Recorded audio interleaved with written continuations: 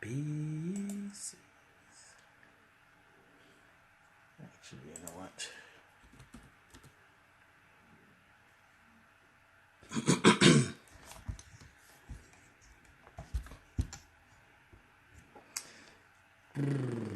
John Stringer. You are welcome here. Oh, come on.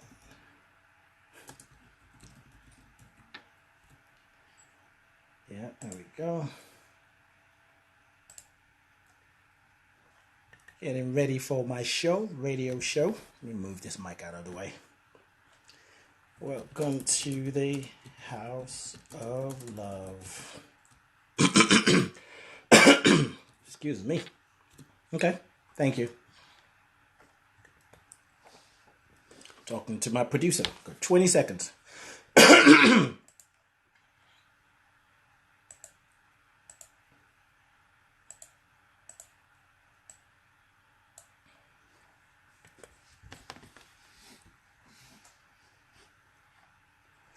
And we are live. We are alive. And I am welcoming you to this house of love. Life is good and it's getting better. Good morning, good afternoon, good evening, good night, and good day to you wherever you are at this very moment in time. Thank you for tuning in to yourself first. And then tuning into One2 Radio. You are listening to the Ade Show on one2radio.com. I am your host, Ade Anifowishe. Thank you for tuning in. Thank you for saying yes. If you listen to the show live, you listen to the replay or on demand. Thank you. I am your transformation agent. I am your wisdom warrior. Yes. The metaphysical rebel.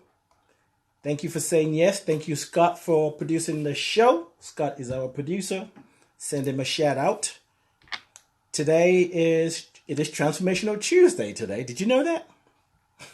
April 9th, 2019.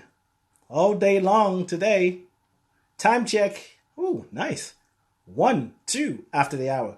I like how I did that. Wasn't planned. But 2 hours. 2 after the hours. 2 after the hour. How about that? I should have just left it alone. I want to invite you to join me in the chat room. Find your way into the chat room. Today's conversation, today's theme is the search for belonging. And we always start the show.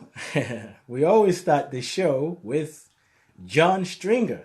You are welcome here. You're welcome to the House of Love. This is a show where we support you in welcoming yourself home. When you've gone around the world, when you've traveled and trying to find yourself, one day you will realize that you are already home. So that's the show in a nutshell. So if you feel like hanging up, if you feel like logging out or Xing out or hanging up, whatever you're doing, you can do that. I'm multitasking, as you can see. I want to invite you to join me in the chat room. Oh, that's why. I don't know what the heck is going on. Okay, let's try this. There you go. I'm trying to get to the chat room. So if you've never been to the chat room before, go to one2radio.com, 2radio.com. Click on the chat, which is top left. Click on that. You need a Facebook account to do it, to get in, to show up, to show out. And if you don't have one, feel free to create a Facebook account when you get into the chat room. Well, actually, if this is your first time, you're going to need to just click and wait. This is the place where you get to practice patience. Because you're already listening to the show anyway. The chat room is not going anywhere. It's you that's going to go somewhere. You're going to eventually come in. All right? So just click and wait. And my producer, Scott Weaver, will happily let you in. After he's kind of like checked your energy, see that you're aligned. Or, maybe there's some dysfunctions going on in your energy, some misalignment, some blockages, get that sorted out, and then we'll bring you in. But if you happen to come through the back door, we'll sort you out. And in the chat room, we have Melissa Caprio, host of Postcards to the Universe. So if you ever want to go visit the universe, just listen to Melissa. You'll have your own personal conversation. And the conversation, especially when you have questions, the universe always says yes. How do I know? Melissa told me. So make sure you write your postcard so you can have a moment with the universe. Jan is in the house. Quali is in the house. Thank you for being here. Eva, TC is in the house. Yes. Nobody call her TC. It's just me. Everybody else can call her Terry. But for me, it's TC. Don't you dare call her TC. Oh boy, Danny is in the house. Thank you for being here. Jackie is in the house. Ooh, Renee, thank you all for being here. Good morning, good afternoon, good day. What time is it over here? Because people always asking me, what time is it over here? It's 4 minutes after the hour now. Well, after 3 o'clock. The theme for the show is the search for belonging. And I want to tell you. Okay, I got my in-house producer telling me, make it brighter. Well, I don't know. I'm just dark chocolate. So what can I say? Well, yeah, you're right. Maybe this. All right, let's try this. See, it's so sunny. Yeah, I think that changes the thing. Yeah, there we go. I was just going to tell you that I'm on Instagram, and my in-house producer was like, that screen is not bright enough. But I had to pull the blind so you can see me. I'm not going to say anything about that. I want to, but I won't. I'll be cutting up on myself. So I'm on Instagram if you want to come find me there. I'm streaming live, experimenting. The first time I did it, it wasn't the best. But now that I have a producer, woo, amazing. And it's just me. So I think the days when it's just me, I will stream live. When I have guests, it's just not going to make sense because you won't hear my guest. And what else do I want to tell you? Have you seen the new banner in the chat room? Wow. It is just... I cut the ribbon this morning, very early before you woke up. It's so beautiful. I'm wondering, maybe Mark designed it, but whoever designed it is great. And then Wednesday banner too? Oh, you have to wait for that. You have to come. That's worth setting up a Facebook account. So just come see the banner and then leave. Even if you never use Facebook again, you have to come and see this banner. It will give you life. And speaking of giving you life, that's what we do on 12 Radio, 12radio.com. And there's some changes. The banner is changing. New hosts are joining the lineup. Today we have a new neighbor. Katie Weaver have moved the show from Monday, right? No, it was on Wednesday. So she kind of stepped back. She stepped back in time to have a different perspective. So she'll be here today, 12 p.m. Pacific. So make sure you tune in. Come welcome her to Transformational Tuesday. So wonderful to hear you too, TC. It's just me today. Sorry, what can I say?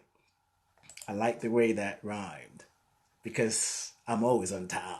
Oh, stop it. Okay, let's go because I got a lot to talk about. I don't even know because this show has a sort of different energy today. And I've been making notes yesterday. I did some notes today, but only to find out that the notes that I did today and yesterday is for something else, which I will tell you about. But the guidance was, listen, don't worry about that. Put that to the side and just do your thing. I was like, yeah, I can do my thing. What do I want to tell you? Chat room is a closed group, which means whatever you share in the chat room will not show up on your timeline because it's a closed group. And I just invite you to be responsible for what you do share. When you get there, if you're trying to get through your mobile devices, iPad, iTunes, I don't care what it is, just I get in here. Make sure you look for pinned post. PINNED. And then click on comments. You can like the comments if you want. Yeah, I know, the banner is beautiful. You can click on the banner and say like, love, scream, yell, whatever you want. Or just feel free to ask your question in the chat room. I keep feeling like I've missed out something, but I don't think so. It's because I'm changing the show already. I had a outline, but things are changing. Let me just make sure I got everything.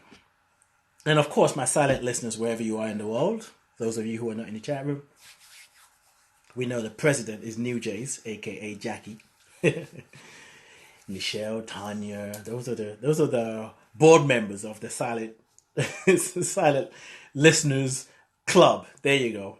Made that up on the spot. So anyway, speaking of club board members, they don't link, but I'm going to make it sound like it links. Check out my website, lifecoachade.com, lifecoachade.com. Come check me out. Come find out what I'm up to, what I'm doing, changes. And you can also find me on 12listen.com. Number 1, number 2, listen.com. I am there to support you on your transformational journey. And if I'm not there, there are other people there. And if I'm not there, you can schedule a time if you want to meet with me. But you know, there are many options. Come get to the bottom of it. Let me help you recognize, remember, discover that there's no more reason for you to keep searching. To remind you that you're a whole. So anyway, I think that's pretty much all the stuff I want to tell you. And if not, so be it. It will come back to me. I'm going to look at my notes every now and then, but let me tell you a story. Let me see the chat room before I go off. Okay, it's time to go off. So yes, the search for belonging. Are you searching to belong? Do you know where you belong? Where do you belong? How do you belong? Who do you belong with? Who are you? How are you showing up in the world? So I have been, most of you know about my global transformational story. My 40 days and 40 nights experience of being detained to really face myself. It's like the universe is like, listen, I need to get your attention. I got something for you and I need you to be still. I need us to have a one-on-one. Now, there's some other people going to be having one-on-one, but you don't have to worry about that. This is just between me and you. And on top of that, you don't have to worry about what's going on in the world because I got that covered. That's why I call it my government retreat experience. It was a government retreat. And that experience, there's sometimes I can see it as the final destination. Something happened. It's like, oh my God, this is the worst thing that could ever happen to me. I had that moment.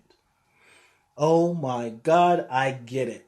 The universe, God, spirit, the divine is about to do something through and as me. And there were times I was like, what the flippity flop? I don't belong here.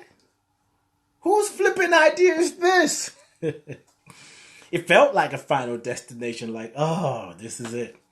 But some of the things I've been doing in the last few months, it's really helped me see that it was that experience, the government retreat,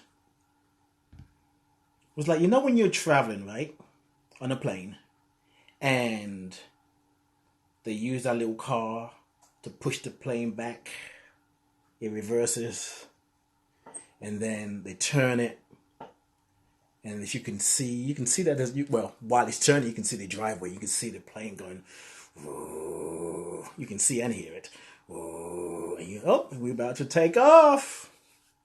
So my government retreat was a takeoff for a flight I had no idea about. Well, yes, I did, and no, I didn't. Because what I know to be true is, whenever you have an intention, whenever you're praying, affirming, wanting your life to be different, wanting a new reality, even wishing that you change from where you are and be somewhere else.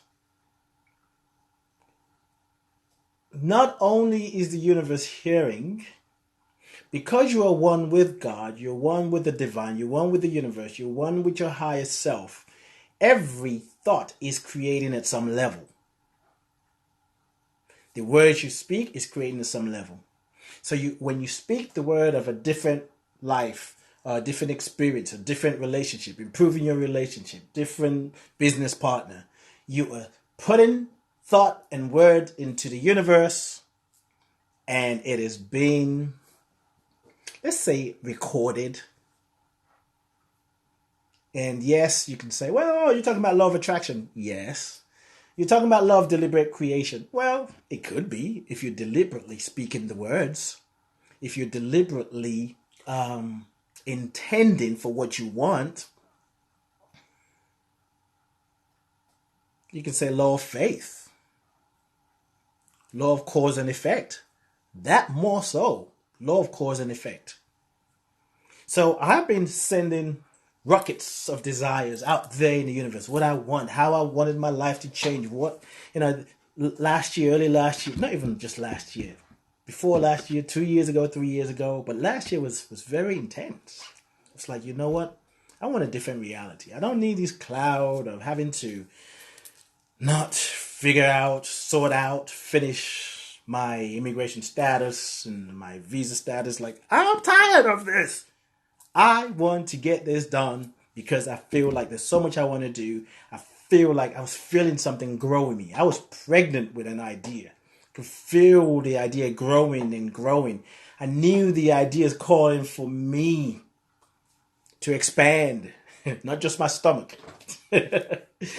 My stomach was really big. You should have seen it, man. I thought I had twins. I probably did. Yeah, actually, I did. Because, it's a whole different conversation. But I felt that I was pregnant with something more. And I didn't really have words for it. That's why I'm saying I knew it, but I didn't know it. So on some level, I didn't know what the heck was going on. Another level is like, okay, well, this is one of my worst nightmares. Got it. But what's about to happen now? The beauty of spiritual practice, spending time to invest in oneself, learning to understand who you are, is it always pays. Everything that you do that is about investment in yourself will come back one day to support you. Sometimes we don't even know it's happening. It's happening on a daily basis. Even if it's just talking about if you're just meditating. Even if just what you're doing is journaling every morning.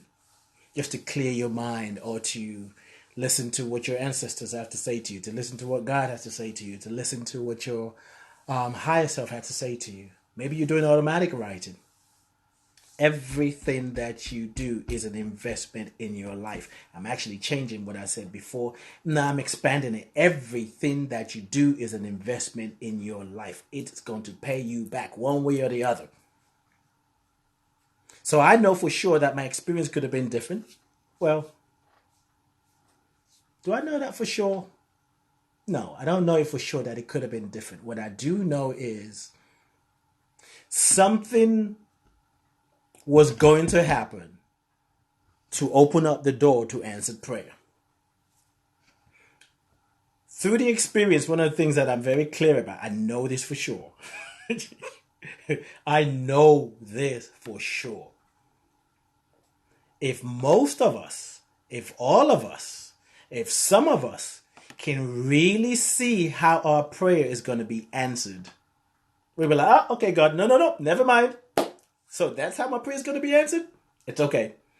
I don't need that relationship. I don't need that car. I don't need that job. I don't need that promotion. No. Don't get rid of that supervisor. No, I don't need a new house. No, I don't need to grow anymore. I am perfect.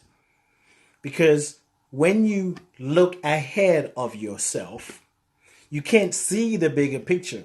All you will see, all you can glimpse, if you will, is what is possible, but through the mindset, your current mindset. And that's why they say, God never gives you more than you can handle.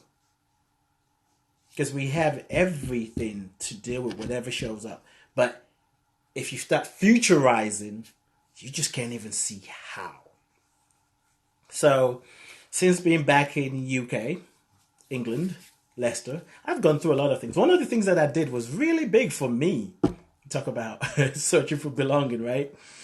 I was born here. Those of you who don't know, I was born in England, London specifically. London Bridge Hospital. No, Guy's Hospital, not London Bridge Hospital. Guy's Hospital. No, I don't want to go there yet. Let me hold that thought. But it still belongs. It still belongs in the conversation.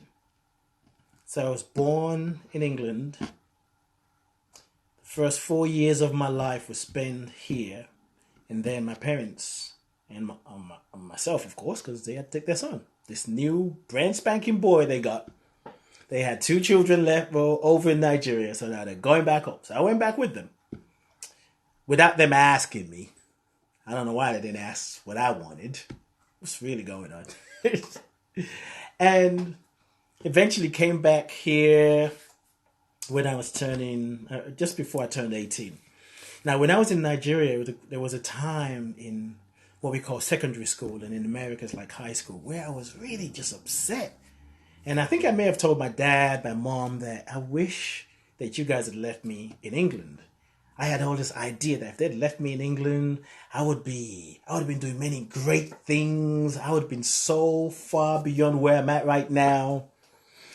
And I think that really came from just me being not just an optimist, but someone who believes in it's a big idea. I just know that there was always more to my life. And I also know that there's always more to life for me, for any one of us. And I just couldn't wait to come back to England. But eventually I did. And then eventually I moved to America. Okay? So it was all tied together. Trust me. So I moved to America. Now, going back to the thing that I did recently that was big for me was on Facebook. Yeah, this is confession time. I knew that this show would be a little bit vulnerable for me because you hear later. I was living in Atlanta, and so on Facebook I have, what does it ask you? It asks you something like lives in, and you fill in where you live in. So I live in Atlanta. I'm living in Atlanta, so I put Atlanta. So when I came back there, many times I'm saying, it's time to change that. And I'm like, nope, not ready yet. Nope, not ready. And there was one night I went and I opened that, I got to the settings and I was typing, and I said, no, not ready. So I recently changed it. To Leicester, United Kingdom. And that felt funny in my body, like, whoa, because it's a declaration. And there's so many reasons, but I don't know if I'm going to spend time talking about that, because just follow me. I'm tying a story together here. And I'm talking about the search for belonging. And if you listen to me, don't just listen to my story, but see and feel for yourself how this resonates with you. Because I love Atlanta, and I'm going to be back in Atlanta. I know that much. That's very clear. I already know. But I can't tell you who told me yet. I'm going to go visit. I'm going to do what I want to do. Because I live by universal laws. Psh, please. So that was a shift. And since I am here now, why not? I'm making contacts with people slowly but surely. And what was big about that too is actually claiming, I don't have born in, because I think that was part of my search for belonging. Because Facebook will ask you can put where you were born, where you live. That's not on there yet. Why is it not on there? Well, I think I have a reason. I think I know why. After coming back this time, I can tell you that God has my attention like never before. See, there's one thing to speak the spiritual truth. There's one thing to pontificate about it. You can create memes about it. You can like and love posts and say, oh my God, that's so deep. I need to like this. But there is another thing when you have a direct experience with what you know to be true. And usually the direct experience is about it's when you experience spiritual truth in your personal life. When you experience an idea, a thought that you really know can move you to the next level, but because you're fearful, you're afraid. It's like, oh yeah, I know I need to do that. I know I need to forgive. I know I need to love myself some more. I know I need to meditate. I know I need to pray. I know that I need to spend more time breathing. I know I need to exercise. I know whatever. I know. And I'm only talking about the I knows that you really know, not the I knows that other people are telling you need to do. Because there are a lot of different things that people will tell us we need to do, but it may not be for you. You know, the idea of being still is very powerful. I always encourage people to take moments to just be still and listen. However, some people can take that and take it to a whole new level. They just say, well, I'm just being still, waiting for the answer. I'm just being still. Get your ass up and do something. You got to pray and move your feet. You got to make it happen. So when you have a direct experience, it opens your eyes, it opens your heart, it opens your mind. And you know that what you know is real, is true.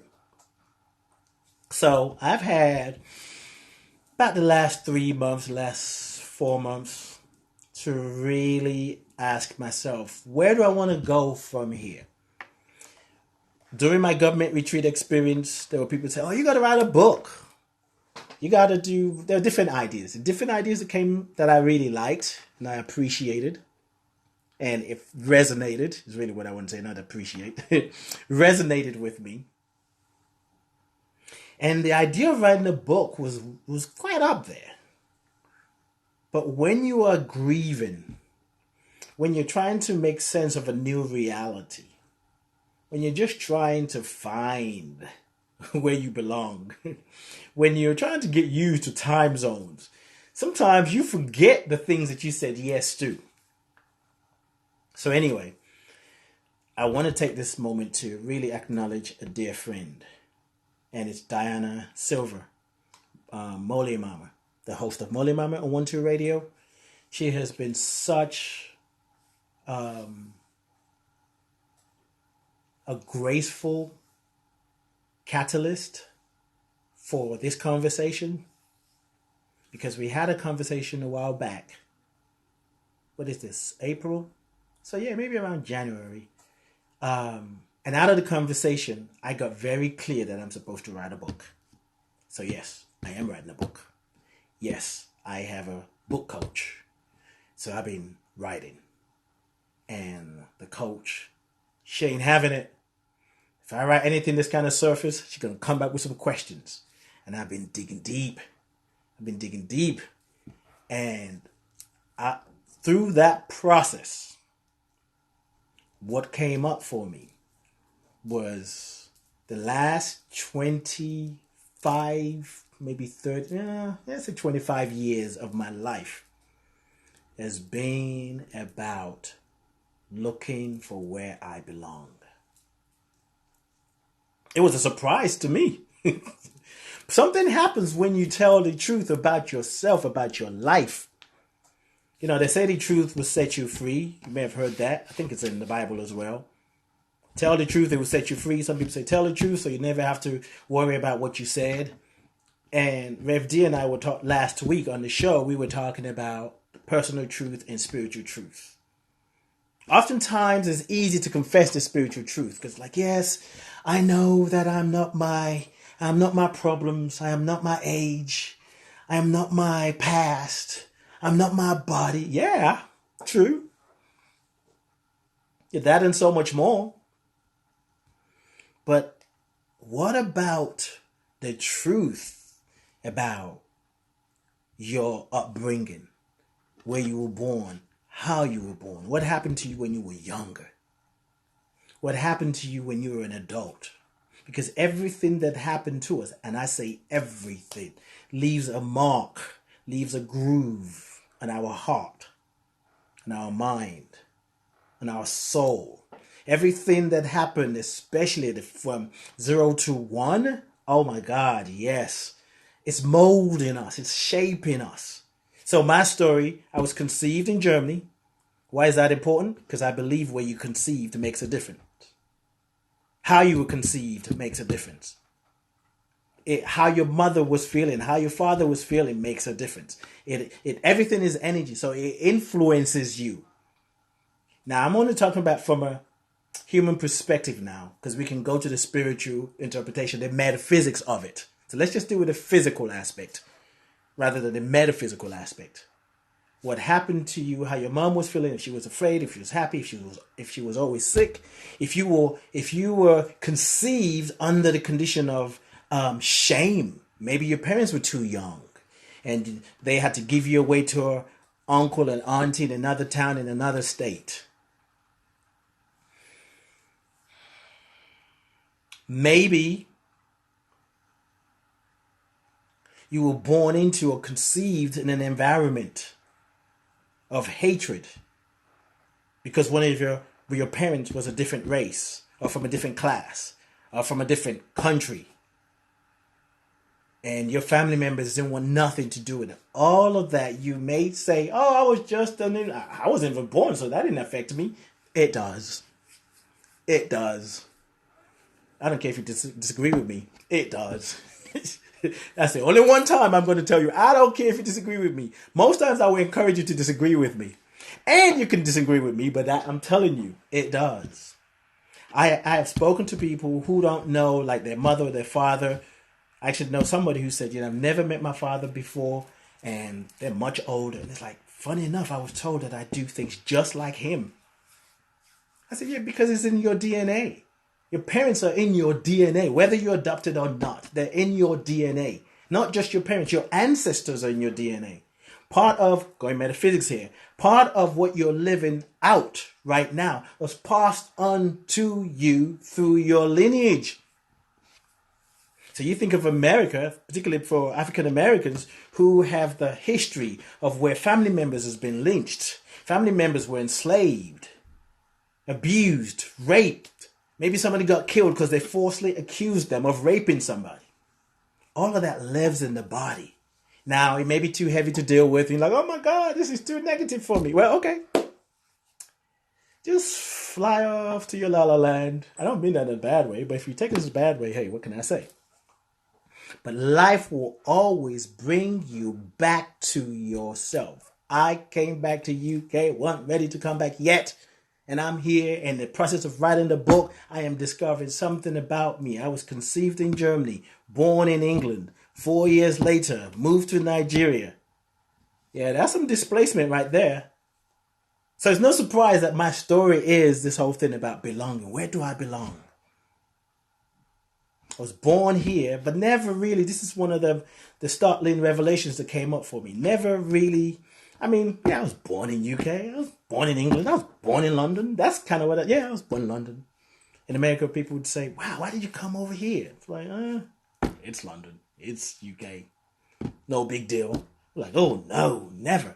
Yesterday, here, I was talking to two people. I told them I used to live in America. They said, why did you come back over here? It's interesting. And I said to them, I said, if I'm listening to all these people, I'll be going back and forth, won't know where to be, still looking to belong. So I never really had a deep connection to UK, even though it was my place of birth. And it wasn't intentional. I didn't even know that what was going on. It was like in the back of my mind. Nigeria is my heritage. I think I claimed that quicker. I wasn't born there, but my parents are Nigerian. So my heritage is deep in the African tradition, if you will. And growing up in Nigeria, the things that I learned, how to be respectful to people who are older than you, the fact that people in the neighborhood they're like your parents. If you do something you shouldn't be doing, somebody next door, one of your neighbors will come over and take care of you, whoop your ass. Like, don't you ever do that again. And they're going to tell your parents later, which is just like, oh God, you can't tell them not. And you certainly don't call them by the first name. So this whole thing about respecting elders was instilled in me. And I can tell you, I am so grateful that I grew up in Nigeria. Like the first 14 years of my life. So grateful. When I was there, I wasn't. Because I wanted to get back to UK. Because that's the place I need to be. And then eventually moved to America, And there was something, I always say this, I moved to America, but then Atlanta is where I live. So I'm always talking about Atlanta. Atlanta felt like home. That was the place that felt like home like nowhere else. And because of time, I'll shorten the story and say, and just when I felt at home, just when I felt like I belonged, just when I felt like they were like, no, you do not belong. Get out here. Go travel. Go somewhere else. So in digging deep and writing this book, it's like very clear. This has been a struggle for me about belonging, feeling displaced. I had two nannies when I was younger. The first one, I don't know if she got me drunk, but she definitely gave me alcohol. And she would knock my ass out. So when I was a baby, I used to cry a lot. That's what my parents told me. I don't remember. And they didn't even know. I used to worry them. So this first nanny they had, a white, no, she wasn't a white. She was a West Indian woman. And that's relevant for a reason. Not because of what she did. But if you want to make up a story about that too, feel free to do that. So I don't know how they found this woman. But they found her. They were happy with her taking care of me. And back in the 60s, you don't have text message, WhatsApp, Facebook, where you can send a inbox or direct message saying, we're on our way to come visit our son now. It's like it's a different time. So they came to visit. And my dad said that he was carrying me as he was holding me. He could smell alcohol in my breath. Now, before that, they had told her that I cry a lot. And she was like, no, he doesn't cry. And my dad was really surprised, like, what? He doesn't cry? What do you mean he doesn't cry? This baby cries every day.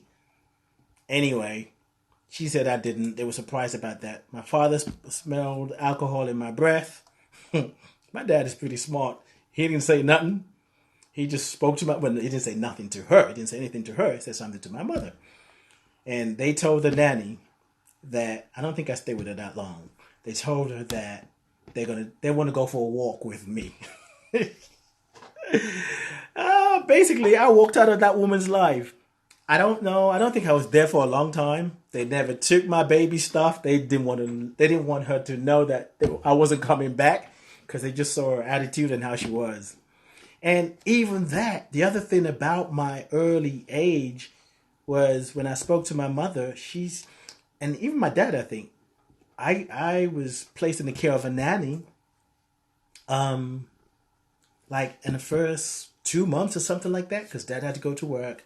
Mom was training to be a midwife. And that's what people did here in UK. It's natural for people in Nigeria to come to UK and further their education. The British claimed the continent. Well, the British, the Dutch, the French, and all the other people, they claimed it. So for my parents, it's like, oh, it's just going to another land. But anyway, so it wasn't unusual because people ask me, so why did your parents come to England? Someone asked me, what was your dad doing in Germany? What was your mom doing there? But we Nigerians, we Africans, we travel. Because we know that there's more to life. I'm going to leave that alone. I want to go somewhere with it, but I won't. You are listening to the Ade Show on 12 Radio, 12radio.com. You can find your way to the chat room if you want to by going to 12radio.com. Number 1, number 2, radio.com. Top left, click on chat, and it will bring you in there. Feel free to do what? I don't know what I was going to say. Feel free to, you need a Facebook account. That's what I meant to say, I think. So they moved over here, and I was with the nanny maybe the first 2 months. Again, separated from my mother, really. So talking about belonging, I've had my life was nicely packaged for me to learn this lesson about belonging. And they left. They never told the lady that I wasn't coming back. 2 weeks later or so, they found another nanny, and this nanny was outside of London. So the first 4 years of my life I think I spent more time with the nanny than my parents, of course, because I'm with the nanny for for the whole week. And then my parents would come on the weekend from London to Hastings, which is London. Hastings is about an hour and a half by car from London. Yeah, Hastings is an hour and a half from London. Is that what I said? I think so. And then every other weekend, my nanny in Hastings will bring me to London. Turned out that I called her my Hastings mother, and my biological mother was my London mother. So you talk about looking for where you belong. At age 4, when they were going back to Nigeria, when we were going back to Nigeria, my parents said that day I cried and cried and cried and cried. I didn't want to leave. I didn't want to leave Pat. Pat was the nanny's name. So this process of writing this book has had me gone to places and just look at my life from a broader perspective. And I am so clear that my journey has been about belonging. So I'm back here now and having to be with UK in a different way. And I went to a ceremony, a retreat, a workshop. Yeah, retreat, you call it a retreat. About a month ago now. And I was talking to one of my friends there. And there were some things that were coming up as I prepared for the retreat. And I said, well, I just need you to witness. I just need you to hear me because I need to get this out. There's some things that's coming up. There's some things that I'm upset about. I just want to speak it out. I said, I need you to be a witness. So as I was talking to her, I talked about different things that were on my mind. And then it hit me as I was talking about wanting to come here when I was living in Nigeria and now back here from Atlanta. It was like, whoa, I use UK as a refuge. Not consciously. It was like, oh, that place that I go to kind of find my bearings and then fly out into the world again, which is my plan. There are places I'm going to. But it was like I realized that I've never fully embraced, accepted UK as my birthplace. I will quickly tell you I was conceived in Germany. Like, guess where I was conceived? Oh, I was born in UK. Whatever. And it was so clear. And it wasn't even, it was beyond me thinking. It was receiving a thought that I hadn't really integrated the idea that I was born in this country. It was major. I literally broke down. Like, whoa. As much as I know that a place of birth influences who we are, so much so that I'm always happy to get out of here. I'm streaming on Instagram and the notification said you're good to go. You're damn right I'm good to go. I know who I am. I found myself. Even the universe is trying to get to me through Instagram. You're good to go. See, I told you. The gate is wide open. What's the time? I don't know. I may continue the show next week. I know there's so much more. Or not. I don't know. Yeah, I think I still got some time. So when I realized that I hadn't really integrated with the idea that this is my birthplace, I can't say I didn't like it. I didn't have a conscious judgment about UK. It's just like, yeah. It was very clear. And the guidance was you got to do some work around that. There was some other stuff that's come up, being like, whoa. If I continue this next week, I'll talk about that. If I don't continue next week, you read about it in a book. Or I can't keep that kind of secret. I'll tell you eventually. But anyway. Where am I going now? What I'll do, I'll go in the chat room. How about that? Because there's some comments in the chat room that I want to check out. Jackie is in the house. Jackie, what happened to... I know I saw something that you posted before, Jackie. And I was looking forward to coming to read it. You deleted it. How dare you? That is just unacceptable. Anyway, Terry said, almost a guarantee. If you speak, what is going on? All these little confirmations and sounds and stuff.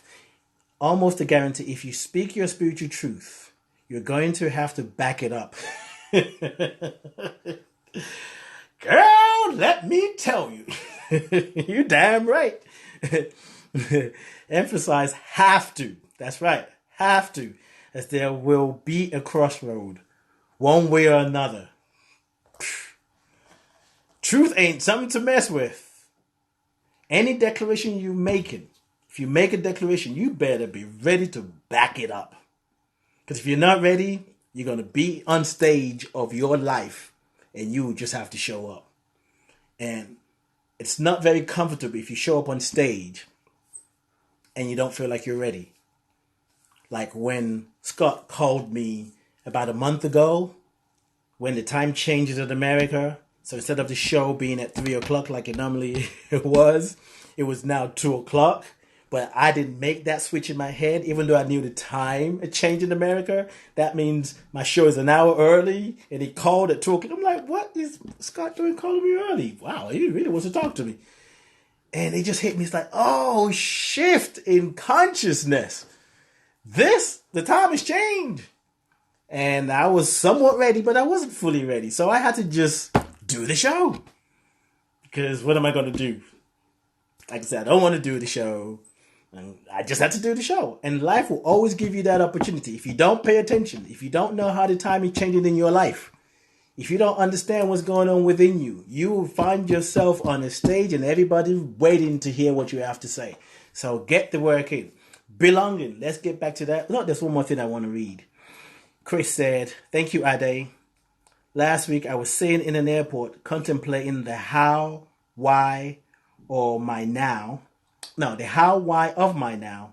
And I thought of you and your journey last year. Oh, that makes me smile. So when you contemplated that, Chris, I'm really curious to know, what did you come up with? What did you find out? So let me just wrap this up. There's so many things I want to say. But so on my journey of belonging and integrating with the idea that I was born in this country and I need to own it, I need to live it, I need to breathe it in, take it in, and face the judgment that I have. Because I didn't know I had a judgment, but I tell you, it was there. I had one 2 weeks ago. Now I'll continue this show next week about that. I'll tell you about that. I was like, what? No, not me.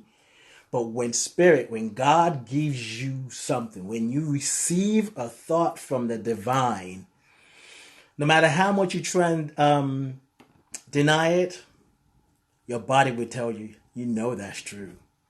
I'm still shocked thinking about it. It's like, wow. Well, actually, no, I'm not shocked anymore. It's got me on this. I'm curious. Because I grew up in a town, Hastings, where there wasn't a lot of black people.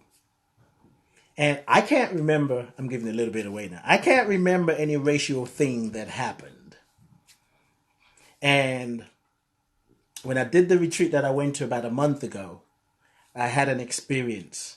And in that exercise that we were doing, I experienced myself. I experienced myself as a child. I was that child. It wasn't like I was looking at myself as a child. I was that child. I was in a stroller. I was in what they call a pram over here in the UK. And I had a flash of my childhood. It was profound. I'll tell you more about that next week. So now as I integrate and really allow myself to live into, breathe into, integrate with this idea that I'm from here. I was born in this place.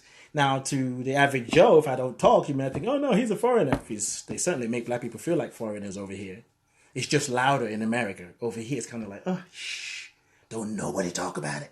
If nobody talks about it, maybe people won't know that we went to other countries and took their resources and we got it. Now we build our country based on the resources that we stole and the people. Now they're coming back because that's just the law of life, law of karma. So we have to put some things in place to kick them out, because they might just do to us what we did to them. It's happening everywhere. Nobody gets away with anything. No country gets away with anything. And the mind can quickly go to punishment. It ain't about punishment, it's about balance. Life is self-organizing. So whatever was done many years ago, no matter how long, if we don't face it with truth, if we're not willing to reconcile it, if we don't want to acknowledge it, the pendulum is going to swing. We see it with politics.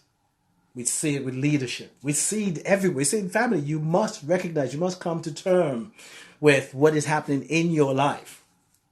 So my journey of belonging, I finally am at a place where it's like, wow, that's the journey. So being back here, I have been with my family, my sisters, my brother, my dad, in a way that was just once an idea. I've spent time with my father and learned so much about him, which really was learning so much about myself just by listening to him. Just just some things that it says and how he says what he says, or how he view the world. And I'm like, wow, I'm like that. Just being around him. Information passes in so many ways. Like, you're listening to me now, that's one way of receiving information. Then there's also information that gets passed to you energetically, in spirit. It just comes. You don't even know. So sometimes you may go to work and come back and say, I don't know why I'm so tired. I didn't really do anything. Or it may be a weekend. But information is always coming in. And that's why it's important to be still. That's why it's important to just take some time to say, you know what? I need to take time for myself. It's all about self-care.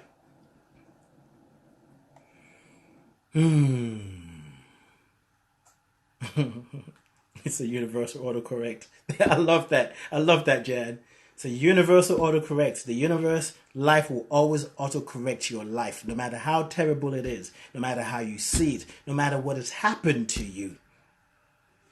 And you gotta really be willing to face what happened. I've given myself the opportunity, and I've had support and friends and family to help me look back at things that I've looked away from. And, this will be the end of next week's show. This is what I'll be saying next week. But now that I'm telling you, I might say something different. You travel through the world, even in my case. You may not leave the country of birth, but you travel through life looking for your tribe, looking for where you belong. People who are spiritual, people who are religious, people who are born again, people who dress like you, people who like the kind of music. Only because you're just looking to see where you fit. You feel like, oh, I don't feel like I belong in my family. I'm different. We all are. And because of belonging, some people will join a hate group. They want to belong with people who hold the same belief system as them. Same bullshit about what they believe. And we do it for people who are like, there's something about when you really accept where you are, your whole story, the ups and the downs of your life. When you really take it in, there is a sense of freedom. I'm telling you what I know. There's a sense of deep gratitude, deep compassion.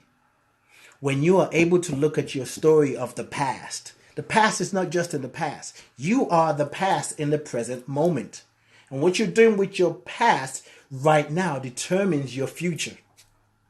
So if you're afraid of your future, there is an aspect of your past that you're afraid of that needs to be healed. If you want to change your future, I'm pointing, but I'm streaming too, so people on IG can see that I'm doing all that. If you're worried about your past, deal with that in the present moment so you can create another future, a different future. But when you embrace your story, it could mean doing spiritual work. It could mean going for therapy, going to a counselor. Counseling I've been doing. It gives you an opportunity to step out of the story. Everything that you were ashamed of, things that you felt guilty about, the frustration, the hurt, the pain. When you can step out of your own story and you have a witness to just tell the story without having to say, why did that happen to me? That should never happen. You just tell the story. It affords you the space to see that, wow, I didn't know. I was miseducated. Wow, I didn't know. And you don't even have to do anything to be compassionate. Compassion just rises up. I had this experience 3 weeks ago, and I shared some stories that happened in the counseling session that happened when I was younger, when I was a child. I think before I was 10. And when we had a follow-up call with my therapist, counselor, she said, how are you doing? I said, I've had an opportunity to step out of the story. One day I will tell the story, and I can tell the story. The story no longer has power over me. As a matter of fact, because I looked back at the story, I have a deeper compassion for myself. So I've been judging myself over something I literally had no control over. To something someone else did. Let's got about 1 minute. Let me see what's in the chat room. Jackie came back. She resurrected. Everything is about me, Kwali. You're right. Thank you, Scott. I got 1 minute. Jackie said, let's play with Ade in the house of love with inspiration from above. Yeah. You, what is it? You not rescued yourself, but you did whatever that word is. I can't think about it right now because I'm thinking of time. And then Chris said, yeah, I asked her what she came up with. She said, I have tasks that will go down in the near future that only I can do. And life plucked me out of my preferred place to show up and not avoid doing them. I accepted this detour as the fast track to something better than I can imagine.